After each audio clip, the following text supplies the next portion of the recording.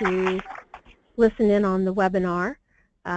Hopefully you'll gain some important information about the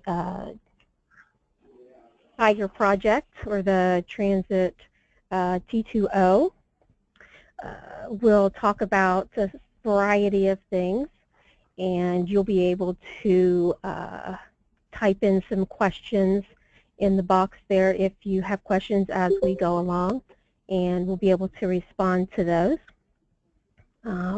We're just going to go over some things briefly since we only have an hour, and we'll be able to have some follow-up sessions if we want to do that.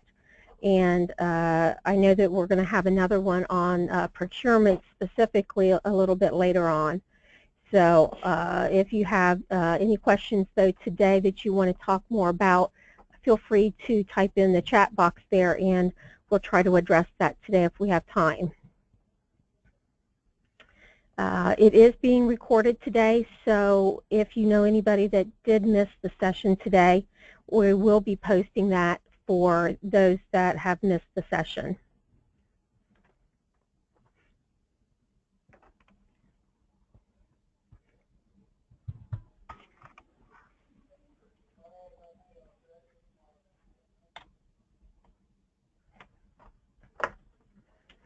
So we'll probably have some more folks chiming in as we go along, but we'll go ahead and get started.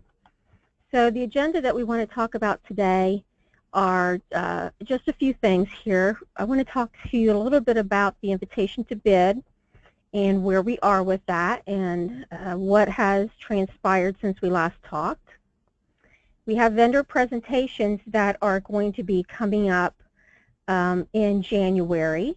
And I want to talk to you a little bit about that, what you will want to prepare for, and what to expect during those. Capital purchases. If you're going to be doing any other purchases besides what is on the ITB, what does that mean, and what are you going to have to do to prepare for that? Project implementation schedule. We talked a little bit about that with our kickoff meeting, but I just wanted to touch base with you again since we're now getting very close to having projects actually be implemented. And then your contracts for the Tiger funds. What will have to transpire to get your contract, where we are with that. And then, of course, after you get your contract, there's going to be reporting. What does that mean? What are you going to have to do? So just trying to get you guys a little bit prepared for what's to come. So the invitation to bid, we had always called it an RFI, a request for invitation, for information. So it's now an ITB, an invitation to bid. That was changed by the Office of Contracts. It had to do with the type of, or the way that they had to post it on their website. So nothing changed about what we were requesting or what the vendors would provide. It was just a technicality that the Office of Contracts had to change so that they could post it on their website. Just want to make sure that you understood that. Just the title of the bid just changed. We had a vendor pre-bid conference call on December the 6th.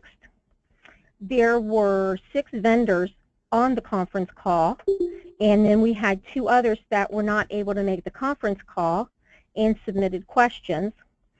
Then we also had, oh gosh, dozens of other questions that came in through the website.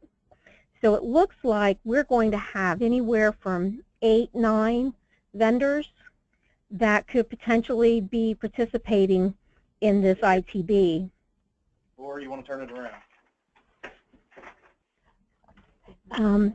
If you have not muted your phone line, can I ask that you do that? That way we don't have any background noise. That'd be great. Thank you. So anyway, I do know that all of the current vendors in Ohio were either on the phone call or did submit questions. So we're good on that. And then we had some additional ones participating that we have not dealt with before. So those that are looking for a new vendor, or somebody that doesn't have anyone now, we'll have some new things to take a look at instead of just the same ones that we have now. So I think that's going to be good. We have some options. Our state cooperative purchasing program. We want to go ahead and make sure to take a look at the Office of Contracts website for the details on what's required to gain permission to purchase from the State Cooperative Purchasing Program. I know that you have to do an authorizing resolution and that you have to do a letter requesting permission to purchase from the program. You can't do that quite yet because you don't know what you're going to be purchasing yet, but you can go ahead and take a look. You can get things ready. That way, once you have that decision made, it'll be one less thing you have to do at that time. So I would recommend that you go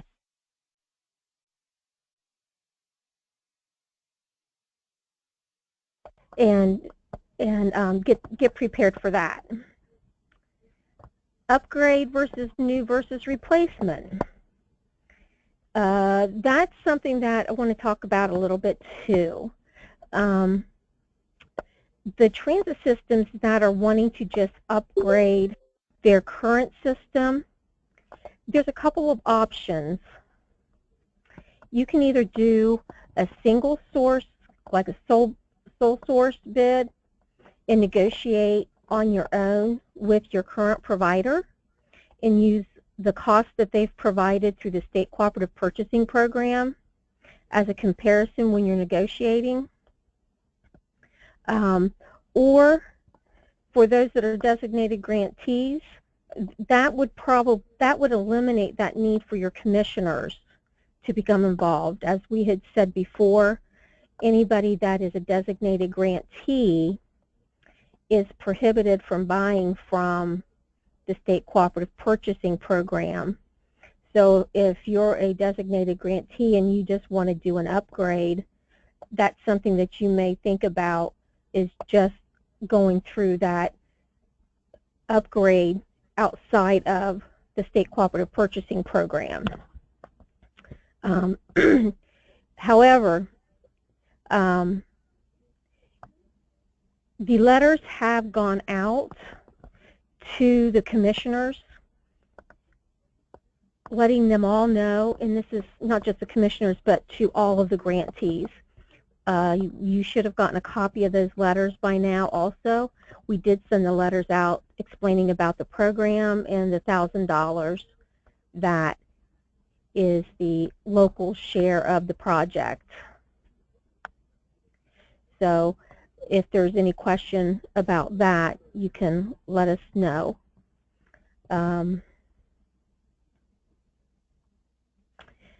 The new versus replacement.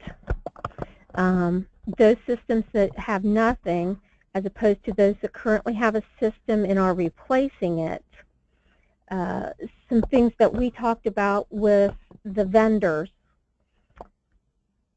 during the call.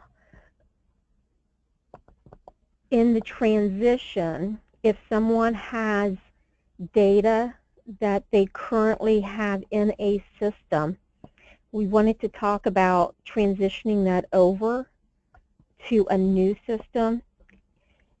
They had questions about taking that data and actually uploading it into a new system.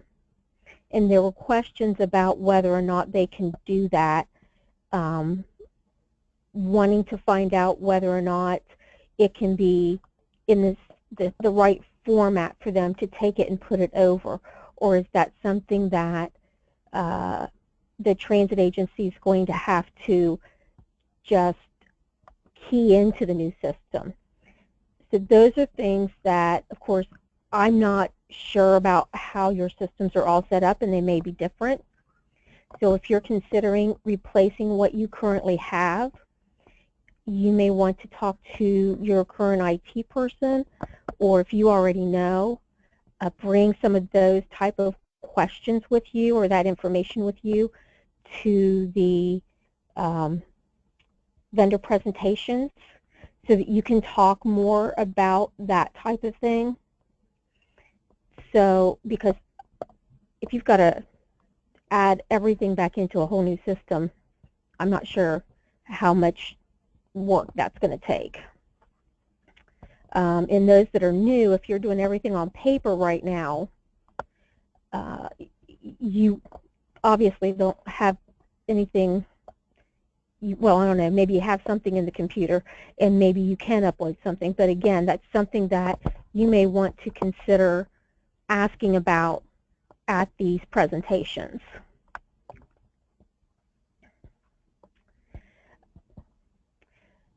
And that kind of leads right in to the next topic, the vendor presentations. The site visit summary reports that were done by Ben, Matt, and Brett, they came out, they did some site visits, took a bunch of information. We're in the process of summarizing those. You should have those by the end of this week. And the summary is going to provide you with not just what they gained from your system, but the report will also have some insight based on visits to other transit agencies as well, and observations that they had from the site visit at your agency. So you're going to gain some insight from agencies that had the same software that you're currently using. So hopefully between what you're doing with your software and anything that we can provide back to you from what we gained that's happening at other transit agencies with that software, you'll be able to take information back from that summary report and kind of gather that information and then look at what your agency is currently doing, look at what your needs are now that aren't being met, and then look at the future of where you want to be. Develop a list of questions for the vendors. Maybe you have something that's not working now on your software. Bring that with you to the presentations. Ask the vendor when they're up on the stage, they're supposed to be doing a live demonstration of their software system. And if their routing doesn't work, ask them to do a demonstration of it if they haven't. If you've got some other piece of their software that's not working for you, ask them to demonstrate it, or ask them, why doesn't this work for me? You know, put them on the spot. This is, we want to make sure that you have software that works for you. We shouldn't be paying for a piece of software that you're not having the ability to use fully at your system. So that's what this day of presentations are for, so that you can make sure that you are getting what you're paying for and you're getting what will fulfill all the needs of your transit agency. So make sure you come prepared as much as possible with the information based on what you have needs of, looking at the future, and then also develop your questions to bring with you.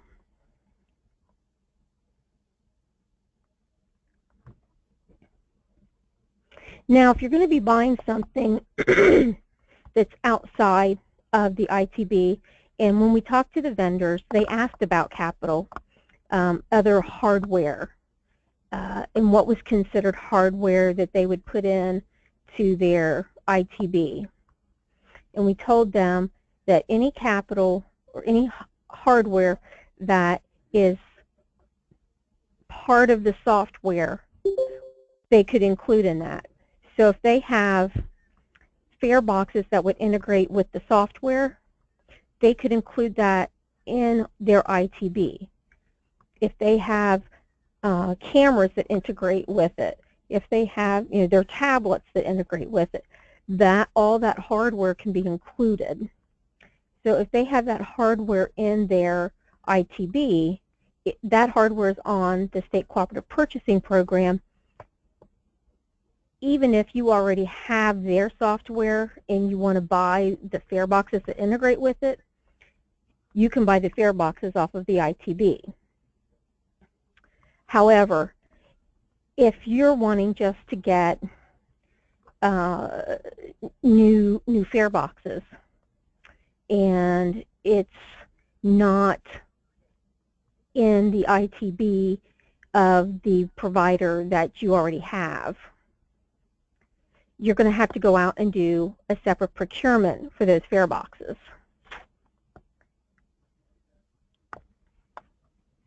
I think we have a question here.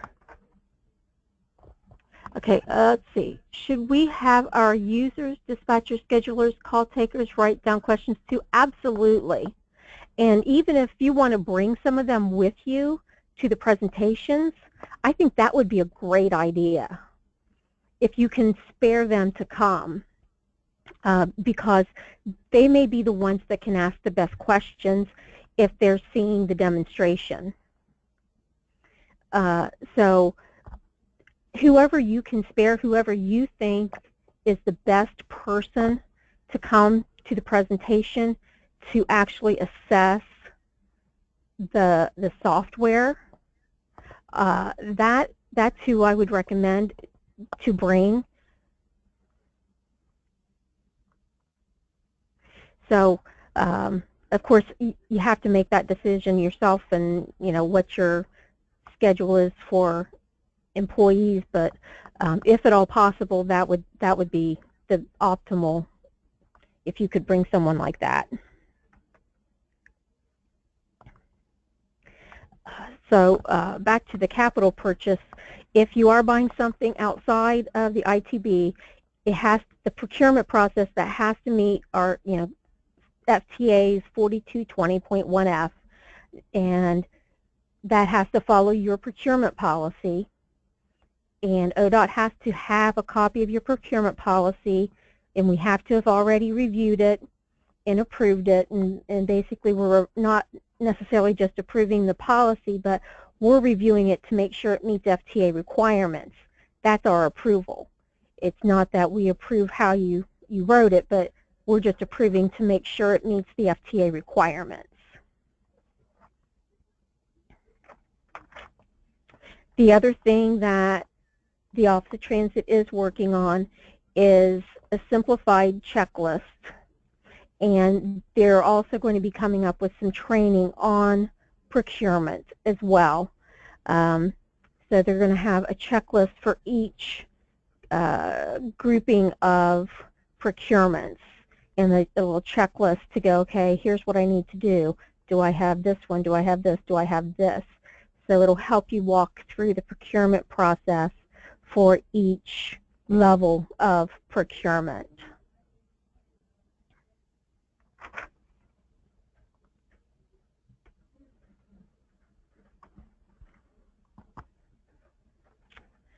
Project implementation schedule.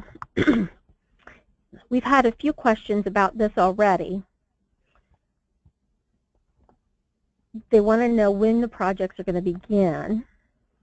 Well, as we've talked before, we had our 4 different groupings, and we had a schedule already in place for those 4 groupings.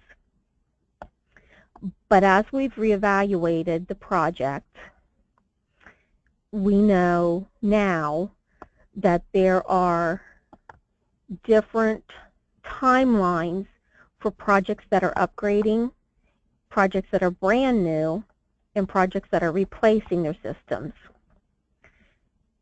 We also know, based on location and vendor, that there may be we may be able to optimize the implementation with having a vendor in at one time in a certain area of the state.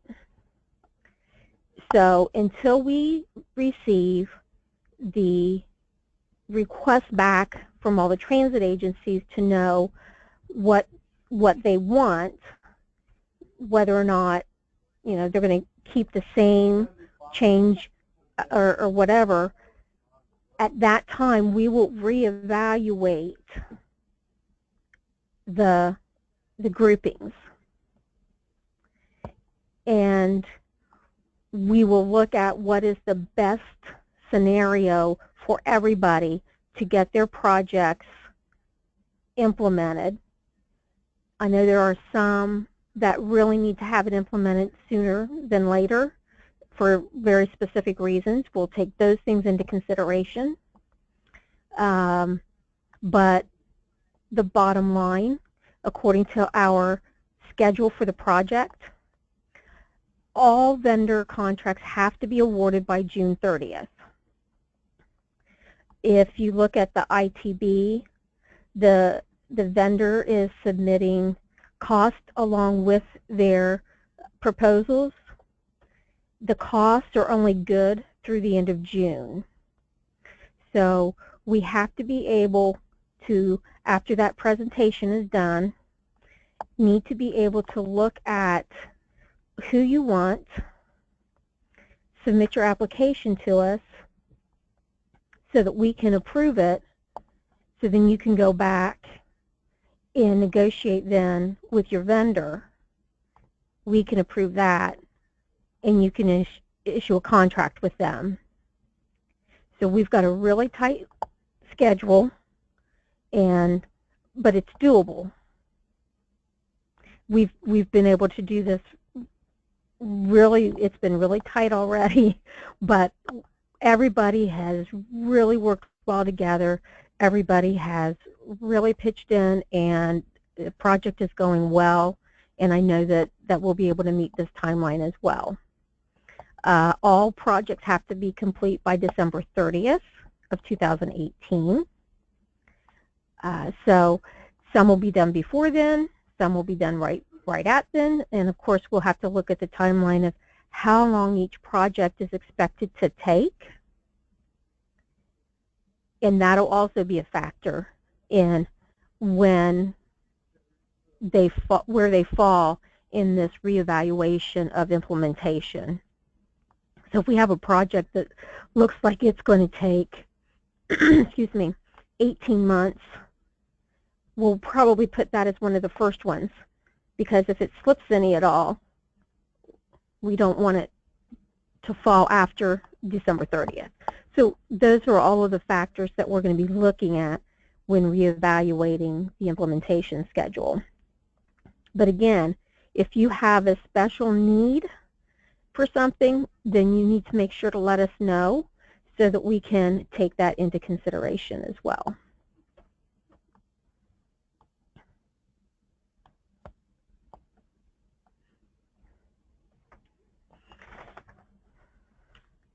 Then we have the contracts. We have everything ready to go as soon as we have selected the projects. So we have a sample authorizing resolution for you, because this is much like any other project or grant that you guys have done. We have to have an authorizing resolution, and you'll have to submit an application. I will send a blank out to you also. It's a combination of application and scoping document. I'm not sure how many of you were around when we had the ARA projects, but we have this scoping document that it's based on construction projects. So there's a lot of it that won't apply, but we still use the same scoping document for all the projects. And it basically goes through and asks for the detail of your project. What is it? Are you doing a project that is in conjunction with another project? What's your timeline? What are your major milestones? What is your funding that you're requesting? All of the basic things about your project that we need to know in order to do your contract. So what we did is we combined that with an application which has all of your individual information, your grantee name, address, DUNS number, all of those types of things, so we know who to make the contract out to. So instead of having to do an application and then we come out and then we scope the project, we've combined this into one document and we do this all at one time now. So we've tried to streamline the process, and that'll help save time on the project as well. So you'll send in that authorizing resolution with your application. And once we've approved that application scoping document, that's when you'll have the authorization to enter into contract with your vendor. We'll then issue your contract based on that application, and you'll be on your way. We also have a new invoice. Just to make sure you all understand, this process is not going through Black Cat. It is all being handled with spreadsheets and kind of our old-fashioned way, if you will. So for some of you, this invoice that you'll receive will be somewhat familiar. It's the old capital invoice that we used prior to Black Cat. And I will send out a blank one, and we can go over that. Once we send that out, we can have a little training session on the invoice, and then you'll be ready to submit those when you have expenditures. But it's fairly simple. All of the capital projects have a $1,000 local participation. And to make it easy on all of the transit agencies, here's how we're doing this. On your very first invoice, there's a column for eligible and not eligible expenses. So on your very first invoice, no matter what it's for, your very first invoice, you put $1,000 of the total cost as not eligible. And the rest of it is paid at 100% federal. Every invoice after is paid at 100% federal. So the first $1,000 of your project is on the locals. Everything after is 100% federal. We felt that that would be the easiest way to have the $1,000 from the locals instead of trying to do some percentage of, okay, your project is a percentage of 2%, and this one it's 4%, and this one, because it'll be a different percentage for everybody because your total project cost is different. So if we just take the $1,000 off the top, then 100% the rest of the way, everybody's good to go.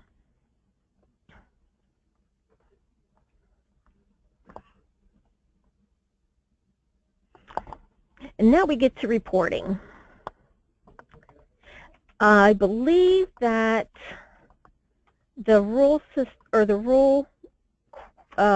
reps at the last rule roundtable talked to you a little bit about the performance measures, but I'm going to talk a little bit more about them. They are on an annual basis.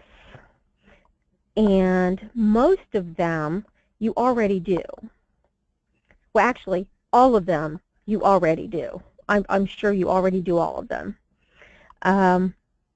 However, you don't necessarily report all of them to ODOT at this time. Things like the number of vehicles during peak hour. I know you don't report that to ODOT right now. Your on-time performance. I know you don't report that one to ODOT right now. However, Skip is in the process of working with Black Cat to modify what is reported in Black Cat.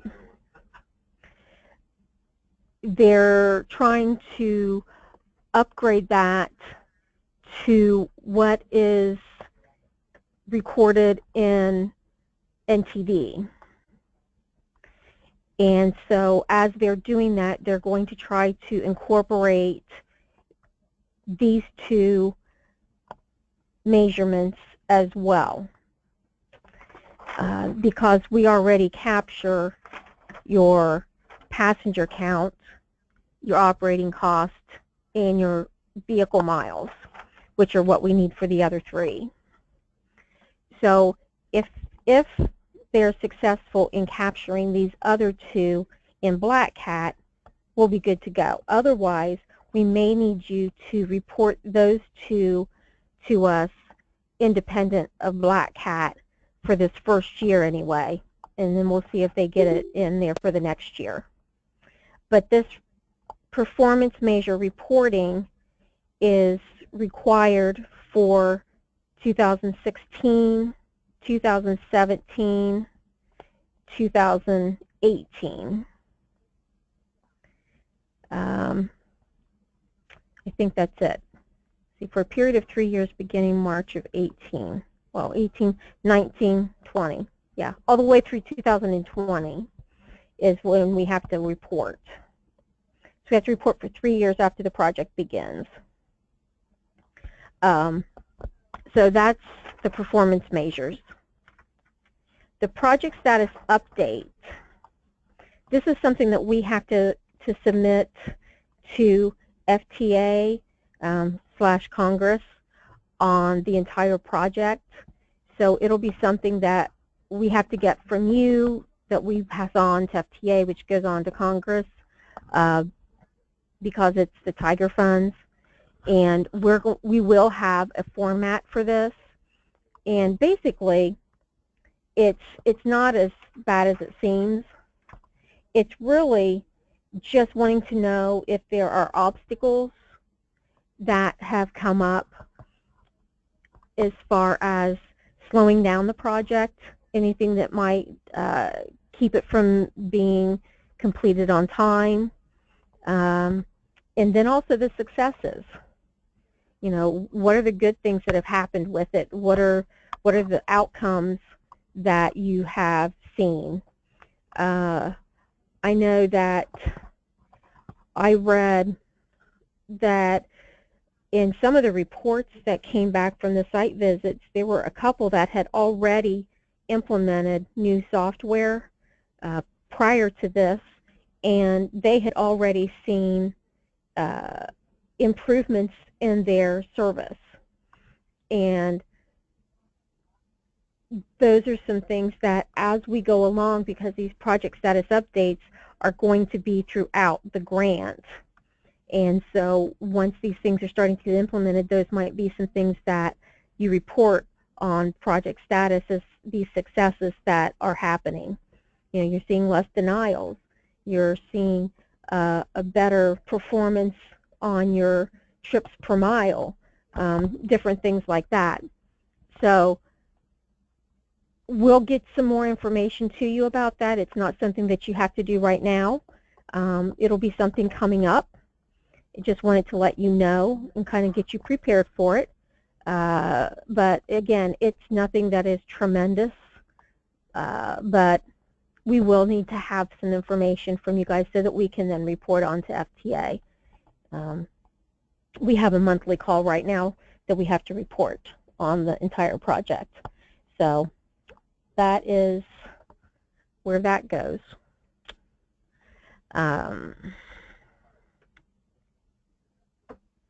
And that is all I have for you guys at this point. Do you have any questions that you would like to ask? We have a little bit of time left. Okay. We are going to go ahead and unmute everybody. So if anybody has any questions, go ahead and shout out.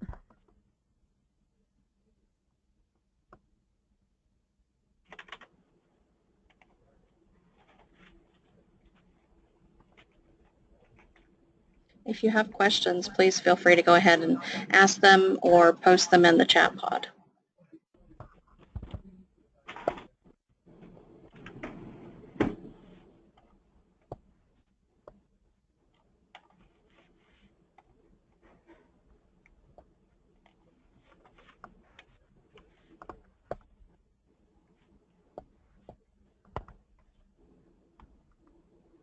Well, I must have done a really great job, guys.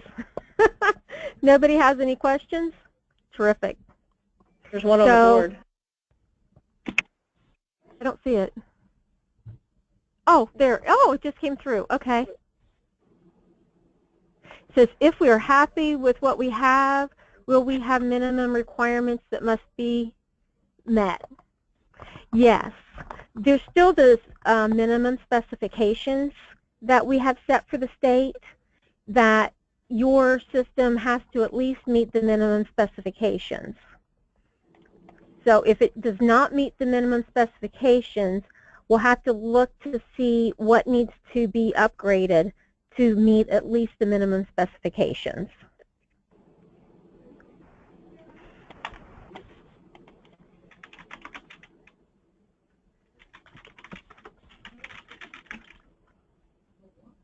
Where's the list of minimum specifications? Well, we gave that out at the kickoff meeting, but I can make sure to post that again. We'll post that along with this presentation. Okay, hang on a second here.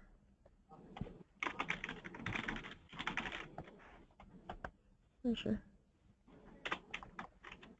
Here. Oh, hang on. Operator error.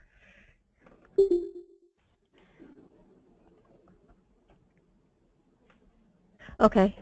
We have to purchase through the commissioners. Are there certain items we can't purchase through the commissioners?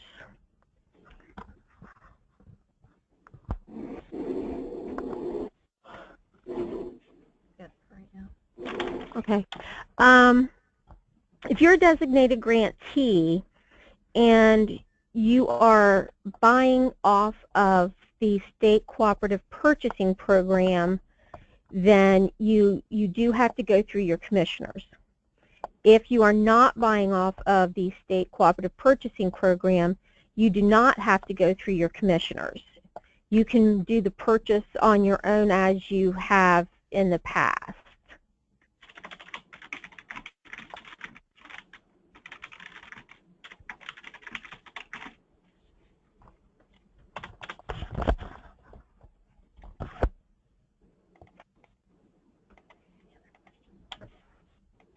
I heard somebody typing though.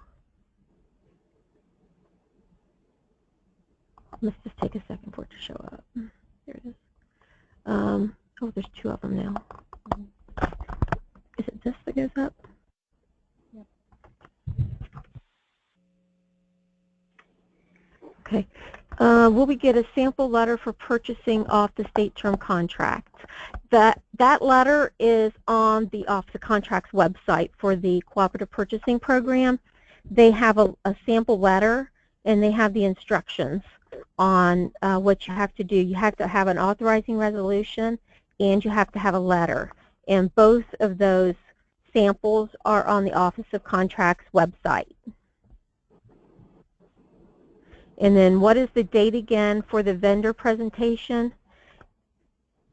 That is January the 5th, and it starts at 9 o'clock.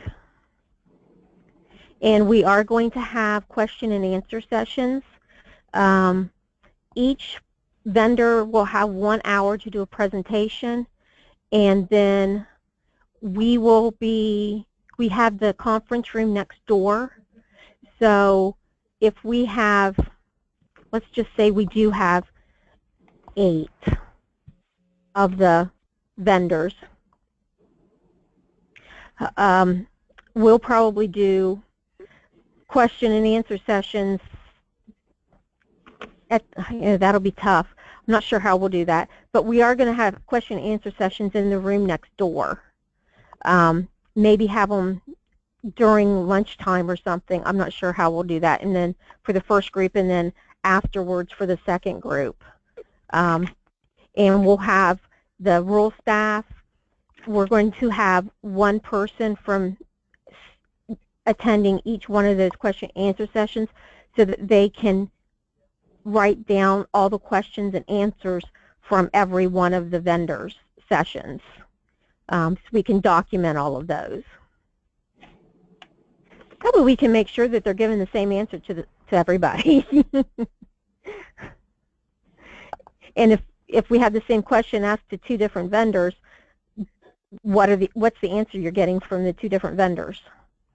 So we're trying to provide you with as much information as we can. Oh, that was the other thing I didn't mention. After we receive the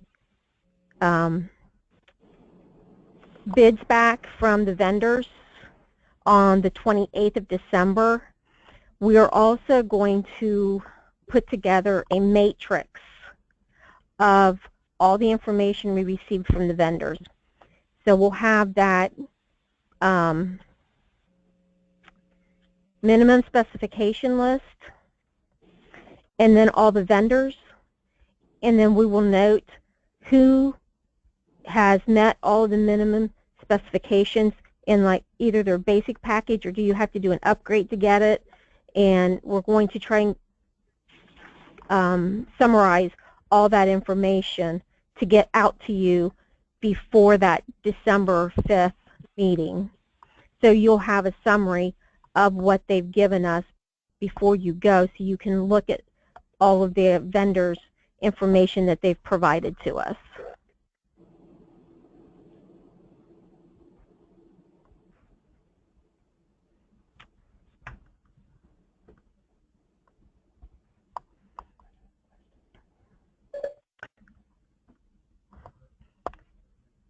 Any more questions?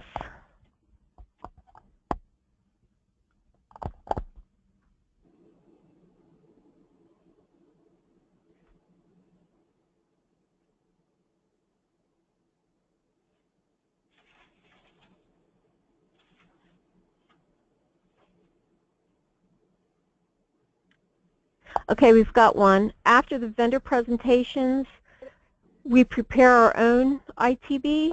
No. No, you don't have to. That's why we're doing this.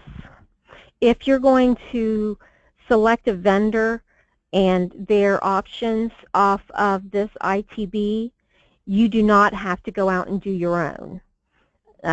It would be like buying a vehicle off of the state term contract. So we've already gone out and we've done the process. We have made them sign all of the federal clauses, all of the federal certs and assurances. We are going to make sure that they meet all of the federal requirements or they won't be on the excuse me, state cooperative purchasing program. So they will have already gone through the whole procurement process. We just aren't going to do the contract with them. You guys will select, and then you guys will do the contract with all of your detailed information of what you want them to do for you.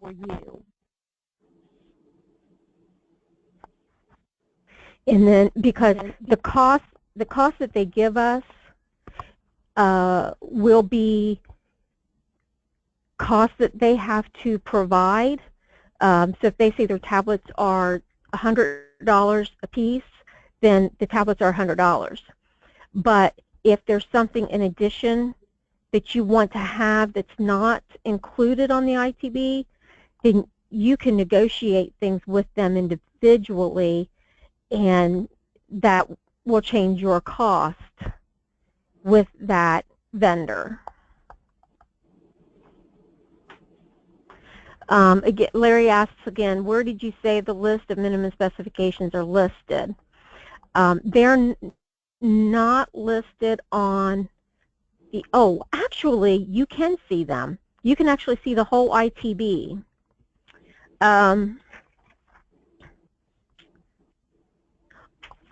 Oh, where's that at? Hang on a second here.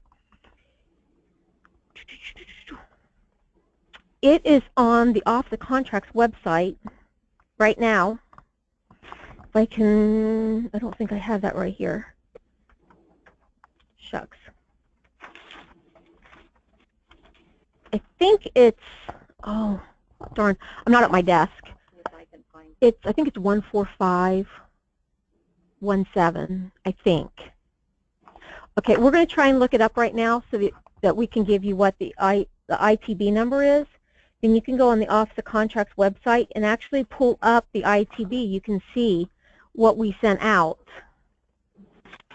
And it has a section called Business Requirements. The business requirements are the minimum specifications. Okay? And so you can actually look and see what we asked the vendors to provide to us. And it also has all the federal clauses, sorts and assurances, and everything in there that they have to supply to us. We'll find the link and email it out to them. Okay. So we'll get that link and we will email that to you. Does that sound good?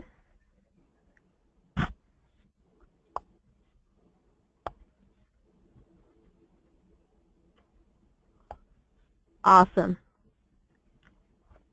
Okay. Yeah, that'll probably be helpful anyway. That way you can see everything there. Hey, you're very welcome.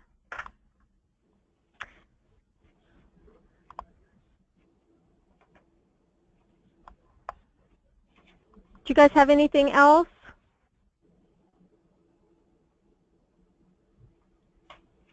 Always a pleasure to be here, Howard.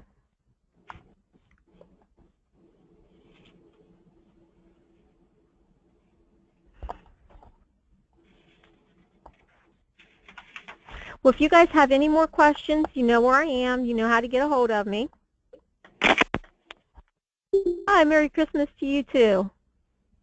You guys are so nice. All right, well, you guys take care. Hopefully you guys didn't get too much snow. We got some here, not too much, but you know, it's our first snow. So be careful out there. And we will talk to you later. And have a Merry Christmas.